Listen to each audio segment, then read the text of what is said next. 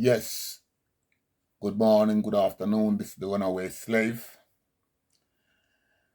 And I'm here today to discuss how Pan-Africanism get dissolved. Yes, as I said, I grew up like as a revolutionary baby and a black nationalist, and I see everything black. Now today, we are living in a time now where the world is in a confusion. I may have some brother in America. You may call them my brother and my sister.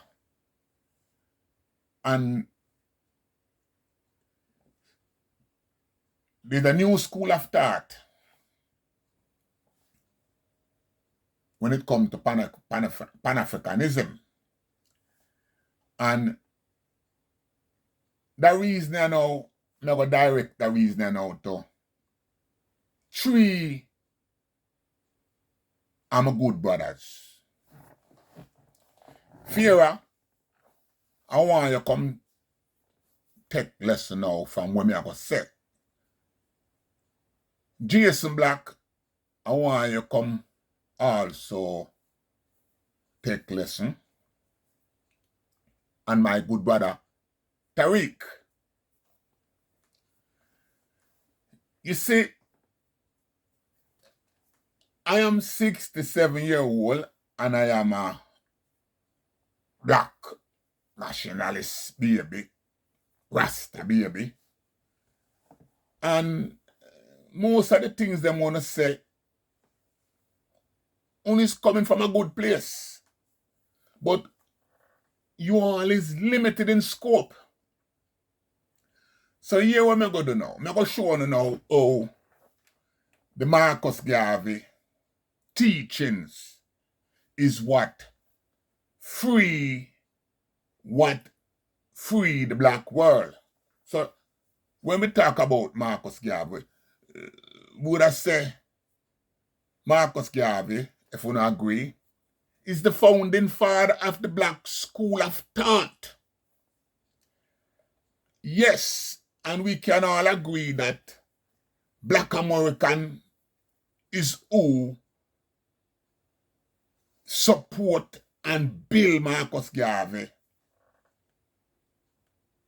to the highest point of his movement. Right. But also,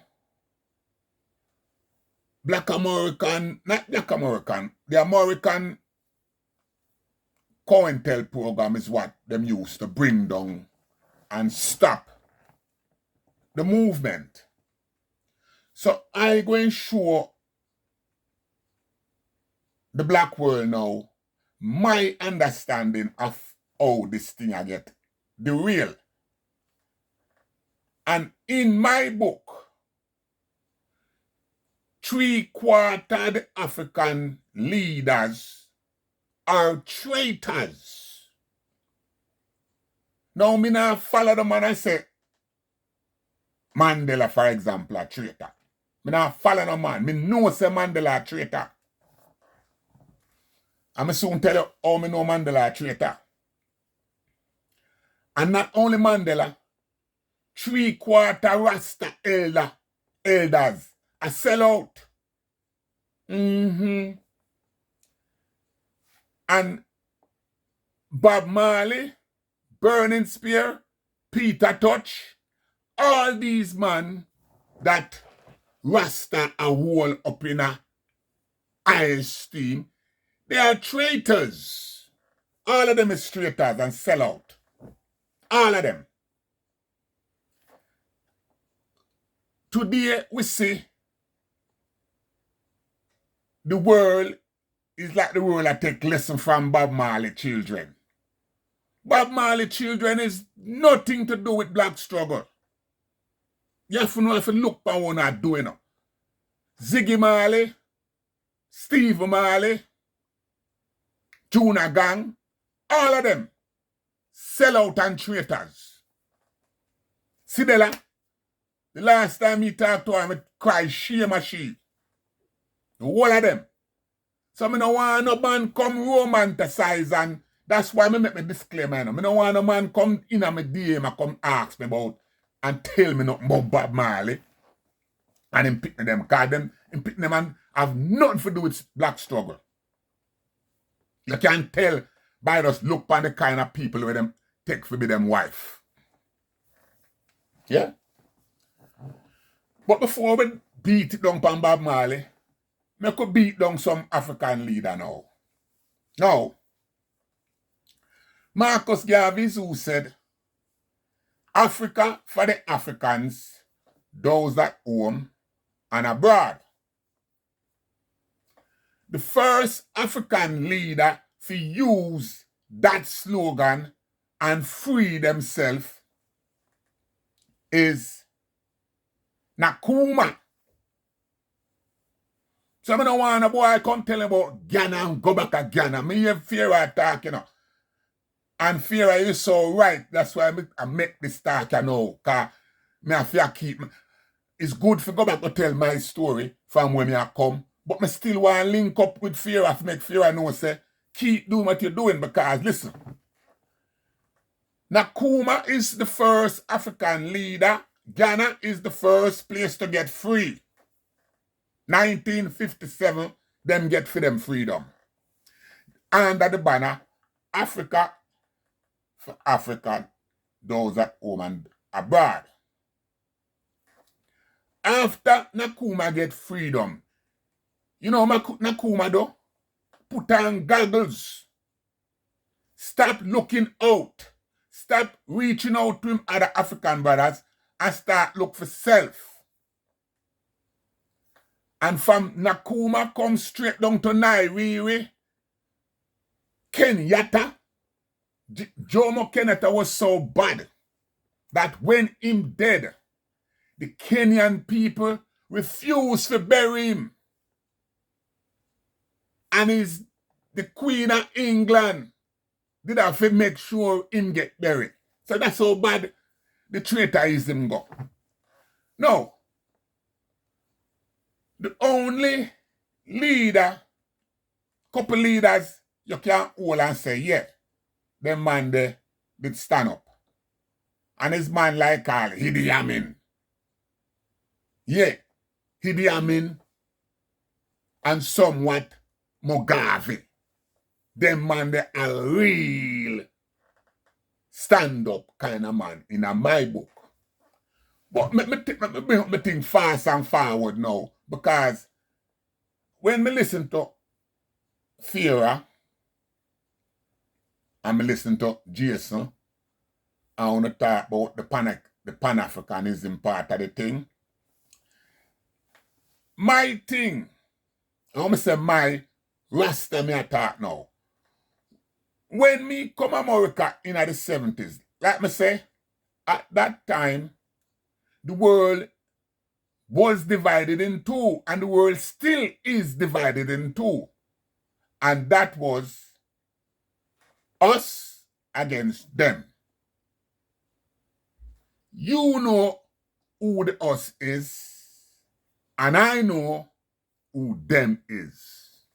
So there's no two-way to this thing here, and there's no in-between this thing here. I remember in the prison yard, back in the days, when I declare I self as prisoner of war. Yeah, because at one stage, all black prisoners, out up to today in America, most black prisoner consider themselves prisoner of war. So when me did in the yard, that's how me used to see myself as a prisoner of war, because I was being held innocently for things that I didn't actually do are responsible for, but the powers that be put these things on me. Now, I remember in the prison yard when the world a cry for free Nelson Mandela.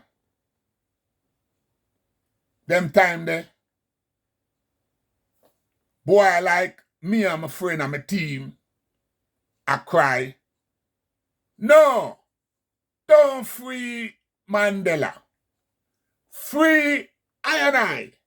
So I and I can go in Africa and free Mandela. Cause them time the I and I bad enough, brave enough to go take on anything in Africa. Cause them time the Angola war turn up. Rhodesia war turn up. South Africa war turn up. The whole Zambia war turn up. MPLA turn up. Move in Philadelphia turn up. The BLA turn up. The Panthea turn up. The Liberation Movement globally turn up. The Red Brigade turn up. So them time they and I up.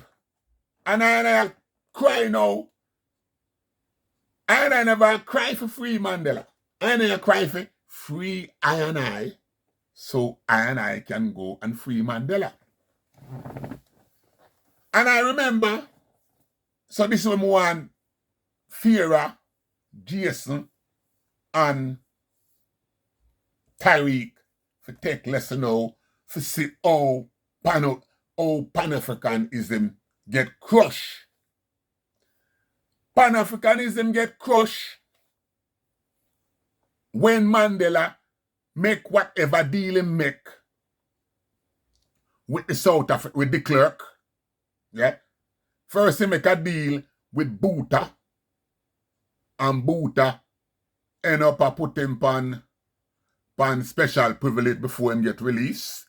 Then Botha government regime change and de Klerk release him.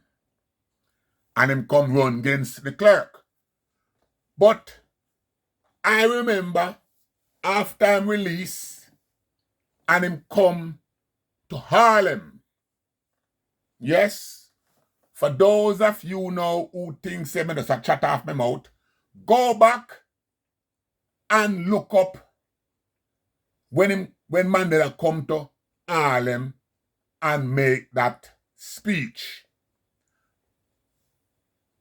Before Mandela come to Harlem, Jeremiah Pratt had got released, I think, from Soledad prison.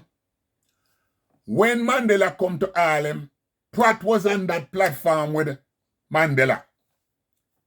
I was in the prison yard listening to that broadcast, the famous broadcast that done Pan-Africanism. Yeah? I don't recall who had asked Mandela the question, but you can go research the record. I remember Mandela saying greetings to his brothers and sisters here in the US. I remember that. And I remember somebody asking Mandela, I'm just telling you what I remember. Those of you in America, the record is there for you to research. I remember somebody asking Nelson Mandela, the person said to Nelson Mandela, Mr. Mandela, how do you feel about our struggle here in the US? This is what somebody asked Mandela in Harlem. How does he feel about the black struggle here in the US? And Nelson Mandela reply was, as far as I can see, and as far as I can tell, your struggle is one of an internal struggle. That is what Mandela tell black Americans say. After we, can I use the word we, after we in the West have campaigned for so many years and put all kind of pressure upon the world for free Mandela. Mandela come a Harlem come tell we say as far as him concerned, the black struggle here in the West is one of an internal struggle. I remember clearly the whole Harlem booing Mandela and telling Mandela to take away himself and go back to South Africa because the South African problem was also an internal problem and we take it and make it to be an international issue. And I think from that time, from that day, there was a shift into how we in the West see African struggle. Mandela was the one to come and told us that the struggle that we are facing is not an international one, but one of internal struggle. And from that time, I, the runaway slave, took it upon myself to deal with my struggle as an individual. And that's why when I get released from Attica, I took it straight to South Africa and put in the work. When I say I do, I put in the work. Dash with the Jamaican passport because I'm done with that. Only to find out that I am in Africa. I remember one day I was going into a building called the Ponty City in Africa, which is the highest building at the time in South Africa. In the Ponty City, you named the Ponty City, it was like a League of Nations building. And I remember going into the building one day, me and my team, and I have my electronic gate opener. So I gone in, and my brethren them are coming, but them never have no pass. So I go back down, if I go swipe back the gate pass, for make the man them come in. And a Zulu man hold on by my hand. And I look on the man and tell the man, say, leg on my hand, pussy. For my boss a shot in your face. That me tell the man, the Zulu man.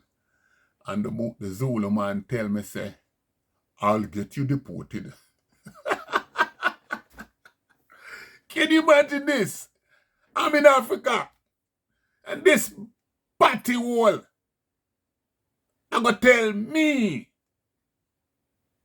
say, he will get me deported out of Africa. Can you? I remember, again, going to a shubin in a place named Rosebank. This is like you go to Beverly Hills now, to a shubin. And I'm in the shubin, and again, a Boer, them call him them Boer, a German Boer. Yeah? Look at me and tell me that you are not an African. That's what him tell me. You're not an African. And him said to me, say, which language you speak? And him talk to me in a Shana. Him talk to me in the belly. and 3 other language him talk to me now and ask me which language me speak.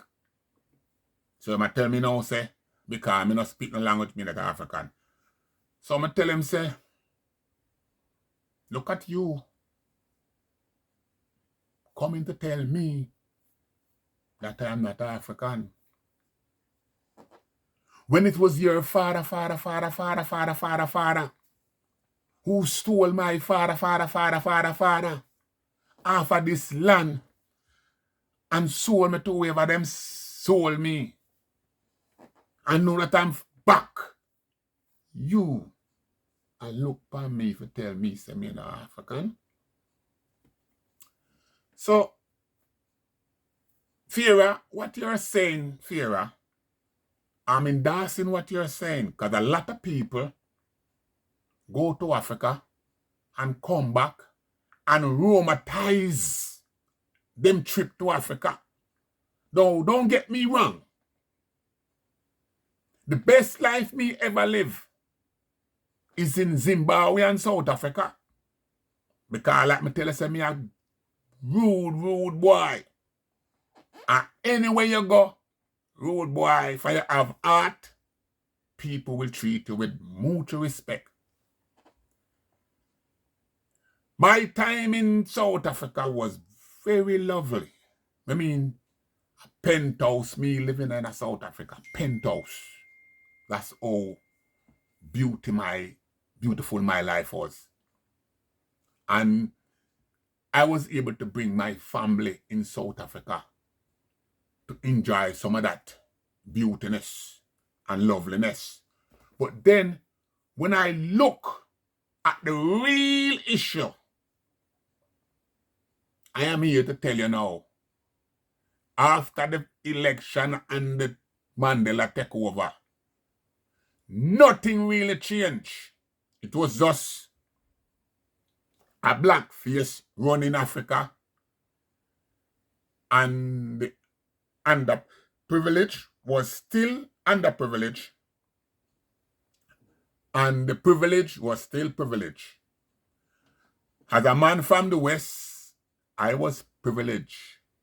I wasn't under the privilege. I was privileged because I was willing to take what I want. And I took what I want from South Africa. And I'm here today as the runaway slave. Not looking back, not looking to the east and not looking to the west. Not looking to the south and not looking to the north. I am where I am, and I will stand firm where I'm at because the struggle is where you're at. And as far as I'm concerned right now, I'm a free person because I've done everything to free myself. The struggle continue.